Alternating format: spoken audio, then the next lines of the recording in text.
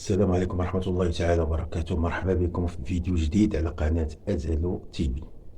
اليوم غادي نهضروا على واحد اللقطة هزات العالم كامل. لقطة بقات كتعاود في القنوات الرياضية بزاف وفي وسائل التواصل الاجتماعي وحتى بين الجماهير اللي ما كيتبعوش الكرة بزاف. كيليان بابي واحد من أفضل اللاعبين في العالم، هادشي ما كينكرو حتى واحد. كيوقف قدام الكرة كيبدا يجري باش ينفذ ضربة الجزاء وفجأة كيحبس. ثانية واحدة فقط، ولكن هاد الثانية كانت كافية باش ياسين بونو يقرا النية ديالو ويتصدى للكرة بطريقة رائعة. ولكن السؤال الحقيقي ماشي هو علاش ضيع مبابي ضربة جزاء، السؤال الحقيقي هو علاش أصلا اللاعبين بداو كيستعملوا هاد الطريقة. واش فعلا كتخدع الحارس ولا بالعكس ولات كتسهل عليه المهمة؟ المفاجأة اللي قليل اللي عارفه هي أن هاد كأس العالم شهد نسبة كبيرة من ضربات الجزاء الضائعة بسبب نفس الأسلوب.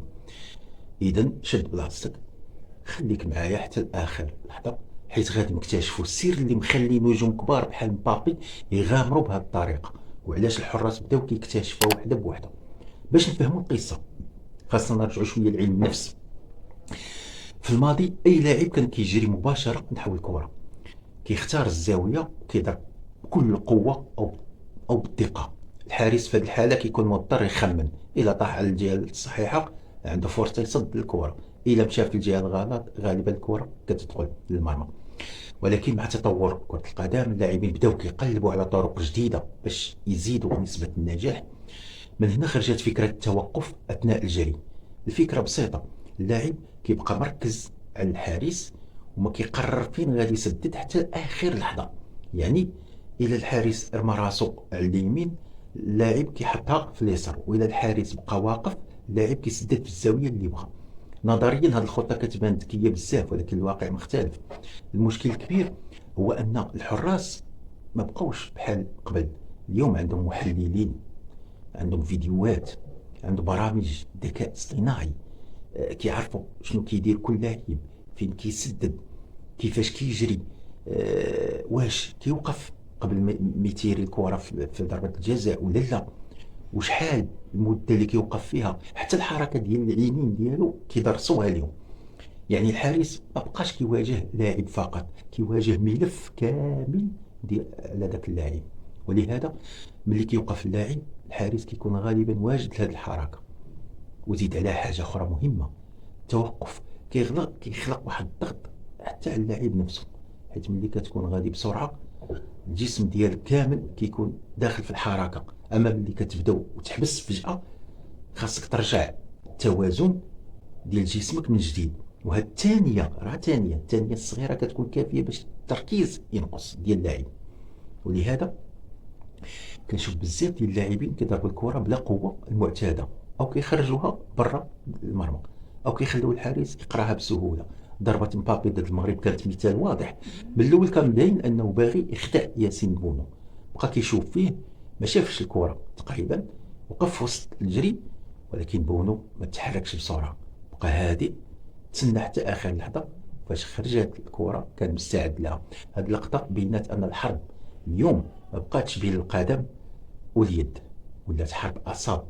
وياسين بونو ماشي اول حارس كيكتشف هذا الاسلوب، كاينين حراس كبار بحال ايميليانو مارتينيز، مانويل نوير، تيبو كورتوا، وحتى دوناروما. هاد الحراس كاملين معروفين انهم كيدرسوا منفذي ضربات الجزاء قبل اي مباراه، بل حتى اثناء المباراه كيكون عندهم ورقه صغيره فيها المعلومات ديال اللاعبين. كل لاعب، كل زاويه، كل عاده ديال داك اللاعب، فين كيتير، يعني حتى الا حاول اللاعب يكون ذكي الحارس كيكون غالبا داير الحساب ديالو. ولكن واش هاد الطريقه دائما كتفشل؟ الجواب بطبيعه الحال لا. كاينين لاعبين نجحوا بها بحال جورجينيو، كان مشهور بهذه القفزه الصغيره قبل التسديد، وفي بزاف ديال المرات كانت كتنجح ليه. ولكن حتى هو مع مرور الوقت بدا كيضيع اكثر. علاش؟ حيت الحراس ولفوها، ولاو عارفين راه هو كيدير هذيك الطريقه. يعني اي حركه جديده في الكره مع الوقت كتولي معروفه، ومن بعد كتفقد عنصر ديال المفاجاه. هنا كنوصلوا لسؤال مهم، واش القانون اصلا كيسمح بهذا التوقف؟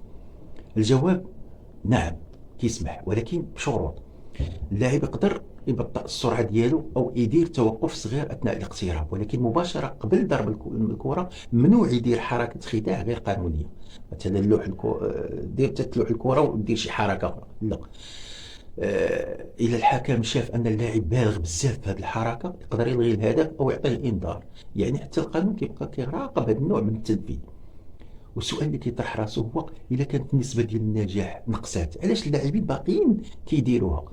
الجواب بسيط: اللاعب المحترف عنده ثقه كبيره في راسه وكيقول اخرين واخا فشلوا ولكن انا غادي ننجح. وهذه الثقه مرات راه كتكون ايجابيه، ولكن مرات كتحول ثقه زائده، وفي الكره الثقه الزائده كتكون خطيره بزاف.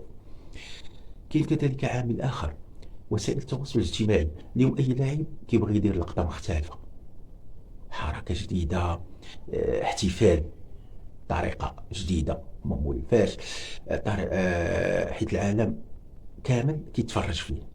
ولكن بعض المرات البحث عن اللقطه الجميله كيكون على حساب الفعاليه، والجمهور ما كيتذكرش الطريقه، كيتذكر واش الكره دخلت للمرمى او لا. الا رجعنا للتاريخ غادي نلقاو ان ابسط منفذي ضربات الجزاء كانوا من انجح اللاعبين: كريستيانو رونالدو، الان شيرر، ماتليتيسي، حتى زلاتان ابراهيموفيتش. اغلبهم كيعتمدوا على جري مستقيم وتركيز كامل على الكره وتسديده قويه او دقيقه، ما كاين لا توقف طويل لا استعراض، والنتيجه نسب النجاح مرتفعه جدا. اما اليوم الكره ولات فيها تفاصيل كثيره، كل واحد كيبغي يكون مختلف، ولكن الحقيقه اللي بيناتها هذا كاس العالم هي ان البساطه مرات كتكون اقوى من التعقيد. واحد الحاجه اللي خاصنا نحييو عليها شخصيه ياسين بونو، لان اي حارس اخر ممكن يتحرك بسرعه في هذيك ضربه الجزاء ديال مبابي، ولكن بونو بقى هادي، قرا لغه الجسد ديال مبابي، وما خلاش الضغط ياثر عليه. وهذا راه ما كيجيش بالصدفه، راه كيجي بالخبره وبعدد كبير من ضربات الجزاء اللي واجهها طوال المسيره ديالو. وفي الاخر خاصنا نعرفوا ان ضياع ضربه جزاء ما كينقصش من قيمه اي لاعب. بابي بقى واحد من افضل لاعبي العالم، ولكن حتى افضل اللاعبين في العالم راه كيغلطوا. يمكن هذه اللقطه تكون درس جديد لكل اللاعبين ان كره القدم مهما تطورت كتبقى لعبه بسيطه، والحلول بسيطه بزاف ديال المرات هي الاكثر نجاحا. دابا الدور ديالكم، بغيت نعرف الراي ديالكم. واش كتشوفوا ان التوقف اثناء تنفيذ ضربه الجزاء مازال عنده شي فائده، ولا خاص اللاعبين يرجعوا للطريقه الكلاسيكيه المباشره: اوقف ضرب هاكلا شفتها؟ اكتبوا ارائكم في التعليقات وغادي نقرا اكبر عدد ممكن منها. الى عجبكم الفيديو ما تنسوش ديروا لايك وتشتركوا في القناه وتفعلوا الجرس باش يوصلكم كل جديد. كنت معكم من أزلو تي في، والى فيديو جديد خليكم ديما قريبين من عالم كرة القدم. والسلام عليكم ورحمة الله تعالى وبركاته.